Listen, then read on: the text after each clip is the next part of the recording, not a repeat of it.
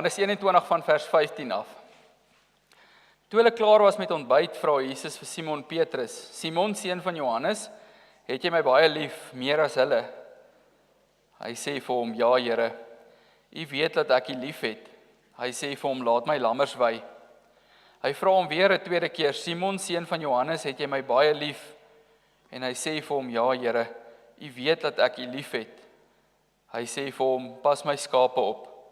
Hy vra hom 'n derde keer: Simon, seun van Johannes, het jy my lief? Petrus het bedroef geword, omdat hy hom 'n derde keer gevra het: Het jy my lief? En hy antwoord hom: Here, U weet alles. U weet dat ek U lief het. Jesus sê vir hom: Laat my skape wei. Amen, amen, of dan waarlik, waarlik. Ek sê vir jou, toe jy jonger was, het jy self jou gordel vasgemaak en gegaan waar jy wou. Maar wanneer jy oud word, sal jy jou hande uitsteek en iemand anders sal jou gordel vasmaak en jou bring waar jy nie wil wees nie. Hy het dit gesê om aan te dui deur watter soort dood Petrus God sou verheerlik. En nadat hy dit gesê het, sê hy vir Petrus: Volg my. Tot sover. Geliefdes, daar is almal oomblikke in elkeen van ons se lewe wat ons wens ons kan uitvee. Ek sê altyd, die een ding van tyd wat jy moet weet is, jy kan nie tyd terugdraai nie. Dalk woorde wat jy gesê het, keuses wat jy gemaak het, miskien is dit dinge wat jy gedoen het, of plekke waar jy geval het, groot foute gemaak het, wat groot gevolge in jou lewe het. Vir Petrus kan ons spreekwoordelik sê, is hierdie oomblikke in sy lewe kolevuur oomblikke. Hoekom ons dit sê, want is 'n interessante ding wat ons raak sien, en is nie 'n toeval nie, dat in Johannes 18, waar Petrus vir Jesus verloon, sien ons Petrus het lekker gestaan en sy hande warm maak, daar staan 'n kolevuur, terwyl hy Jesus verloon. En nou hier is Petrus en van die ander disippels uit, en hulle is besig om vis te vang, toe Jesus op die strand naderkom. As jy nou die eerste gedeelte van Johannes 21 lees, dan sal jy dit sien. Dis die derde verskyning terloops van Jesus. So ons werk in 3 hier vandag. Is interessant dat Petrus het hom 3 keer verloon, die Here het vir hom 3 keer gevra: Het jy my lief? En dit is tydens die derde verskyning van Jesus in hierdie gedeelte. So Jesus is daar op die strand en hy het 'n vuur gemaak, en onthou julle die verhaal, hy sê vir hulle: Gooi die nette aan die regterkant uit, want hulle het niks vis gevang nie, dan vang hulle so baie vis, die nette skeer omtrent. En dan roep Jesus vir Petrus nader, en hy laat hom weer om die kolevuur sit. Hy het nog 'n kolevuur oomblik, en dis nie toevallig, hy is doelbewus. Jesus neem vir Petrus terug na die plek van sy grootste mislukking, maar nie om hom te verneder nie. Dis hoe mense dalk sou werk, nê, om iemand op hulle foute te verneder, af te kraak of sleg te sê oor die dinge wat hulle doen wat nie binne die raamwerk van jou denke inpas. Dis nie wat Jesus doen nie. Hy roep hom nie om hom te verneder nie, maar om te herstel. Hy roep hom vir Petrus herstel te gee. En wat jy moet sien in hierdie gedeelte is, ware herstel gebeur nie wanneer ons sondes ignoreer nie, maar wanneer ons dit vierkantig aan die oë kyk, en dan die genade van die Here wat genesend in ons werk aan te gryp. Jesus vra nie: Petrus, hoekom het jy dit gedoen nie? Hy sê nie: Hoekom het jy aangejaag, of hoekom het jy my geval nie? Hy sê nie vir hom: Ek kan nie glo jy was so sleg nie. Hy sê vir hom: Het jy my lief? Dis al wat Jesus wil weet.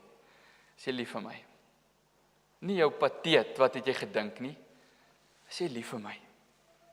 Ek is so lief vir jou, ek het nou net my lewe gegee en uit die dood opgestaan om alles vir jou te verander. Het jy my lief? En wanneer Jesus met Petrus begin praat, moet julle raak sien, hy praat nie met Petrus as Petrus nie. Intentioneel vermy hy die woord Petrus. Hy sê vir hom: Simon, seun van Johannes. En as jy so vinnig kan dink, dan moet dit tog wees dat Jesus hom probeer terugvat na die plek waar hy was voor hy Jesus leer ken het. Want dis wie hy was. Net Simon, seun van Johannes. Voor Jesus hom geroep het, voor Jesus sy lewe verander het, voor hy vir Jesus geleer ken het, was hy net Simon. En dan kom Jesus en hy sê: Jy sal nou Sefas genoem word. Dis wat Jesus se direkte woorde was in die Aramees. As ons dit vertaal in die Grieks, dan word dit Petrus en dit beteken rots. Dan later leer die Here vir ons in Matteus 16 wat die doel van hierdie rots is en hoekom dit so belangrik is en sentraal is. As hy sê, wie sê die mense is ek?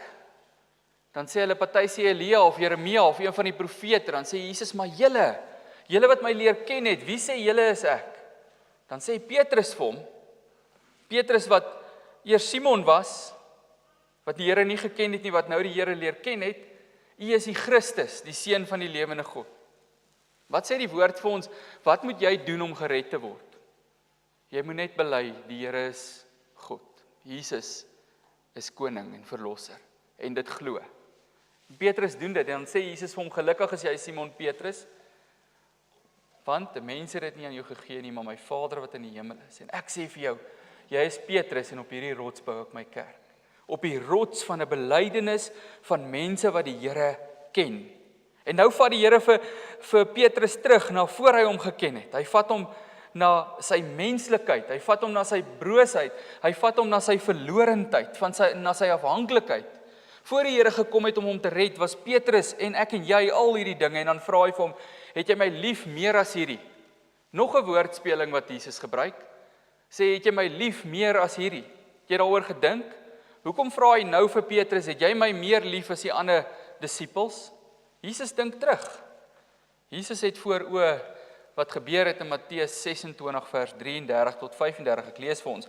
Petrus het egter vir hom gesê, selfs al sal almal van u afvallig raak, sal ek nooit afvallig raak nie. Jesus het hom geantwoord, amen, ek sê vir jou, jy sal my hierdie nag voor die haan kraai 3 maal verloon. Petrus sê toe vir hom, selfs al moet ek saam met u sterf, ek sal u beslis nie verloon nie. Al die disippels het dieselfde gesê, maar hy lig homself uit as die een wat sterker is, groter is, meer gelowig is, meer drasties volg as die ander disippels. En nou is daar die woorde weg. Petrus vergelyk hom met niemand anders nie, want hy het hard geval. Hy sê eenvoudig, Here, u weet dat ek u lief het. Ek sien nou dat u als weet, en u weet wat ek voel. En hier sien ons hoe ware liefde begin. Nie by groot aansprake nie, maar by 'n mens wat eerlik voor die Here staan en erken, ek was niks voor u nie. En in u het ek al hierdie dinge geword. In u het ek geleer om liefde te word. Toe Petrus hom wou beroep op sy eie krag en sy eie terugveg vermoë, het die Here vir hom verkeerd bewys.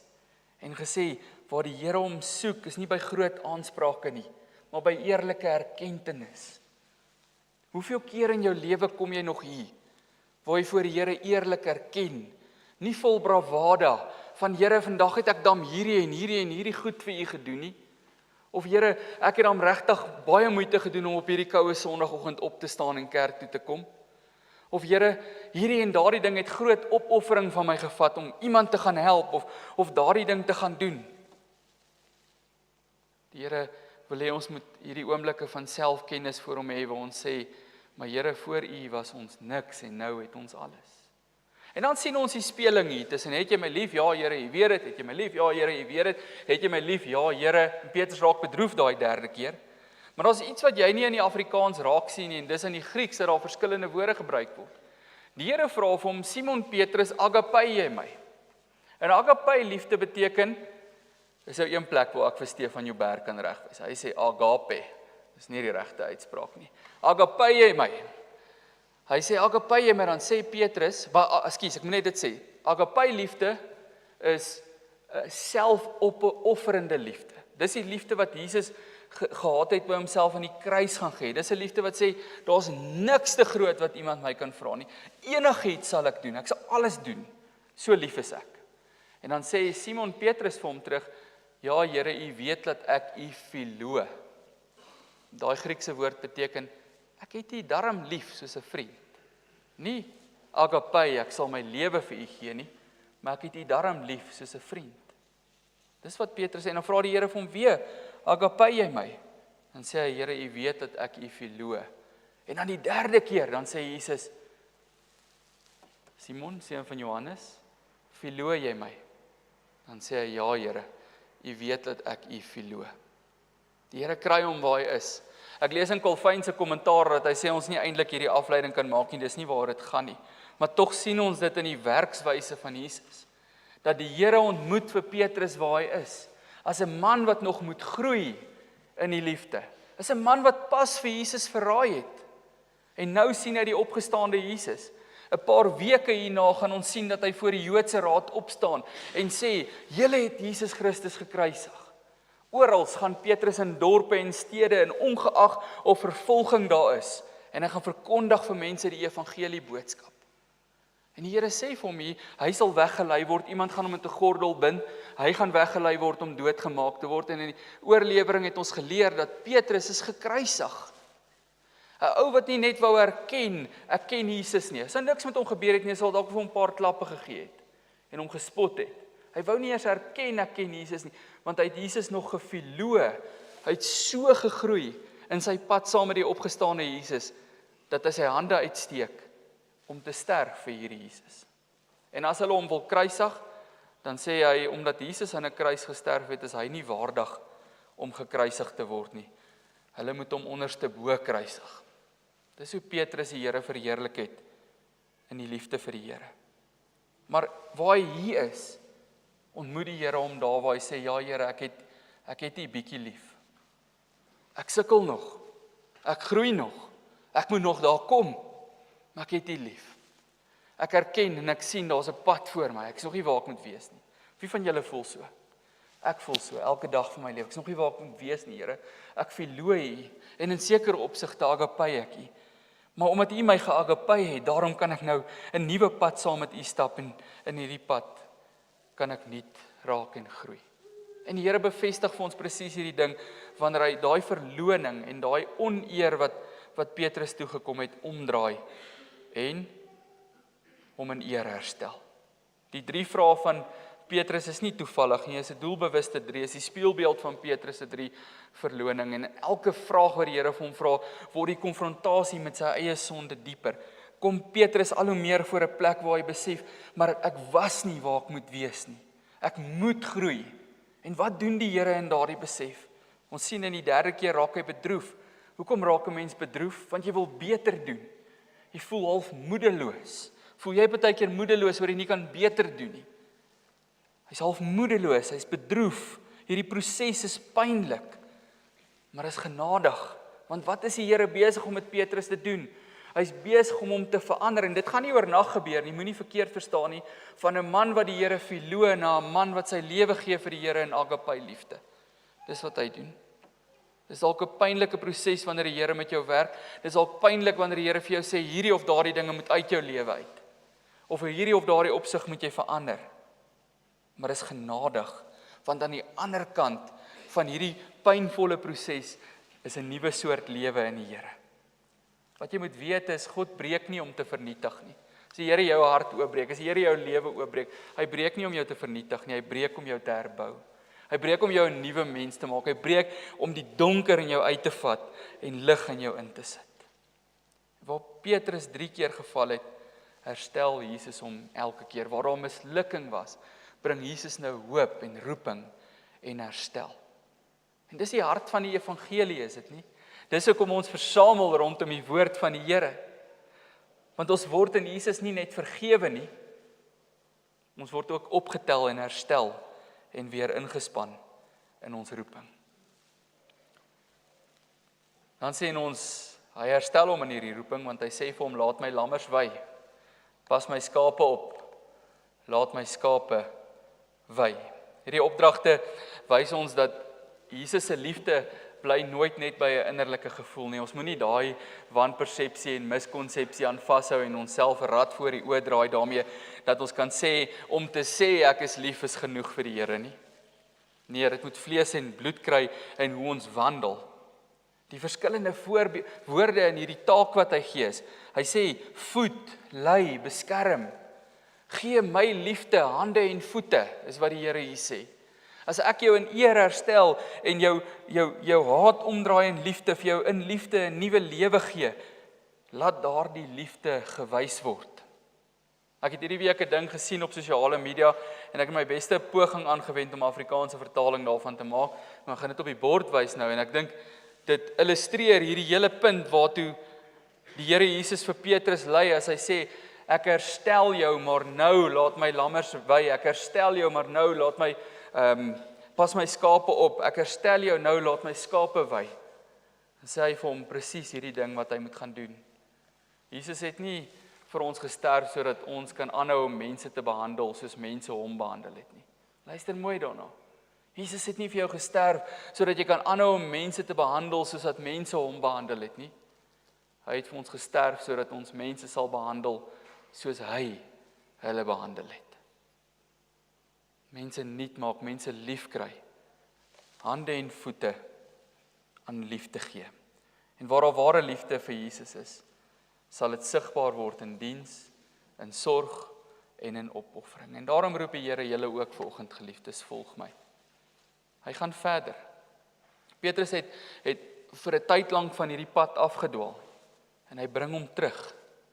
Selfs deur lyding, selfs deur moeilik, bring hom terug. Die een wat selfstandig en impulsief was, sal leer om volkome afhanklik te wees en te volg. Was Paulus nie hardkoppig en impulsief nie? Onthou hy toe hy die swaard gevat het en die soldaat se oor afgekap het? Dink aan sy woorde wat ons nou gelees het in Matteus 26, ek sal dit nie doen nie. Die Here leer vir hom wat selfstandig en impulsief was om afhanklik en volgend te wees. Selfs wanneer hy eendag moet gaan waar hy nie wil gaan nie. Dis om jou lewe neer te lê. Dis wat hier vir ons beskryf word. Dis nie om 'n deel van wie hy is vir Jesus te gee nie. Dis om alles te gee. En dan kom hier die woorde van Jesus wat alles saamvat. Volg my. Dis die roeping van elke gelowige. Nie net om lief te hê in woorde nie, maar om lief te hê in 'n lewe wat sê, ek hoor vir Jesus, as hy sê, as iemand agter my wil aankom, moet hy homself verloon, sy kruis opneem en my volg. Ek hoor die Here Jesus, wanneer hy hierdie dinge vir my sê. Ek sien sy heerlikheid en ek vat dit, en ek volg hom. Nie in my eie hardkoppigheid nie, nie in my eie menslike selfstandigheid nie, nie in hoogmoed nie, maar in nederige diensbaarheid, sodat liefde, die liefde wat die Here herbevestig by elkeen van ons, vir wie hy sê vanoggend, het jy my lief, pas my lammers op, het jy my lief, laat my lammers wy, het jy my lief, laat my skape wy. Daardie liefde wat in jou lewe moet hande en voete kry. En ons sluit af met hierdie punt, dat ons het ook maar kolevuur oomblikke. Oomblikke waar die Here ons ook, ons noem dit nie meer kolevuur soos in die Bybel nie, ek noem dit nou 'n atmosfeer. Net 'n lekker vuur waar rondom jy kuier en wat jou warm maak. Maar ons sien nou wat beteken kolevuur oomblikke in Petrus se lewe. En ons het dit ook. Oomblikke van swakheid, oomblikke van sonde, oomblikke waarin ons misluk, oomblikke waarin ons tekortskiet, oomblikke waarin ons net nie reg kry wat ons wil reg kry nie. Dan kom Jesus ook na jou toe vanoggend, nie met veroordeling nie, maar met die vraag, het jy my lief? Hy vra nie, is jy perfek? Het jy hierdie week als reg gekry wat jy moes reg kry nie? Is jou dankbaarheidsoffer op datum? Nee, hy vra, het jy my lief? En dan kan jy net soos Petrus eerlik antwoord, Here, U weet. En dis genoeg om mee te begin. As ons 'n tema behandel soos leef agape liefde, dan weet die Here waar elkeen van ons is, op verskillende plekke in ons geloof. Party van ons kry dinge meer reg as ander. Party van ons is al meer oorgegee, meer gevorder. Party van ons is baie nuut en vars hier voor die Here se voete. Daar's baie goed wat ons nog moet leer. Party van ons is al ver gevorder en het dalk al bietjie in daai vordering afgestomp geraak. Die Here vra nie vir ons verskillende vrae nie, hy vra vir ons almal dieselfde vraag, het jy my lief? En solank ons kan antwoord, ja Here, U weet, dat elke dag van my lewe is my heel beste poging, gelei deur U woord en gees, om U lief te kry deur daardie liefde te wys.